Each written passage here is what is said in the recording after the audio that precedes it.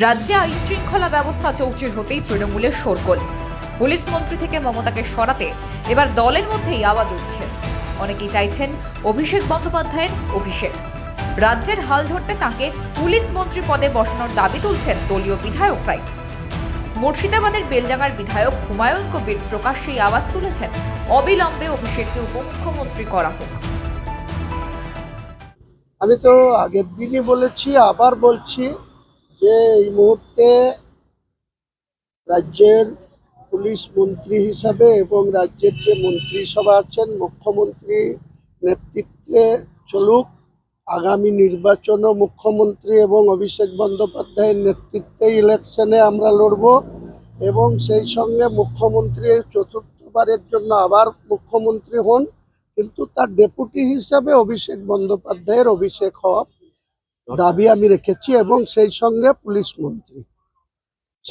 Police মন্ত্রীও অভিষেক বন্দ্যোপাধ্যায়কে চেয়েছি। তাহলে ভালো হবে, পুলিশটা অবশ্যই ভালো হবে। অনেক পুলিশের আরো শৃঙ্খলা পরায়ণ বা আরো বেশি পরিশ্রম, পুলিশের কোথাও ছোটখাটো গাফিলতি আছে কিনা সেটা ফুল টাইমের একজন পুলিশ মন্ত্রী থাকলে আমার মনে হয় তার নজর এড়িয়ে কোনো ভালো কাজ ছাড়া কোনো খারাপ কাজে পুলিশ লিপ্ত থাকতে পারবে না। দলের মধ্যে এই আওয়াজ উঠতেই মমতাপন্থীরা গলার আওয়াজ আরো জোরদার করেছেন। মেয়র ফিরহাদ হাকিমের মতে প্রশাসন চালানোর পক্ষে যথেষ্ট সক্ষম মমতা বন্দ্যোপাধ্যায়। তার ছবিকে সামনে রেখেই দল জিতেছে।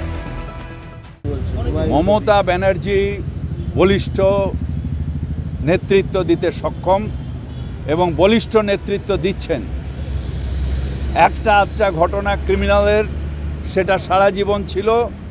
যখন বুদ্ধবাবু পুলিশ মন্ত্রী ছিল তখনও ছিল, যখন জ্যোতিবাবু ছিলেন তখনও ছিলেন, যখন সিদ্ধার্থ রায়ের সময় চলে। কিন্তু সেফেস্ট সিটি অফ ইন্ডিয়া এটা মমতা বন্দ্যোপাধ্যায়ের সময় ভারতবর্ষ পেয়েছে এনজিবিটি রিপোর্টে, অর্থাৎ সেন্ট্রাল গভর্নমেন্টের রিপোর্টে।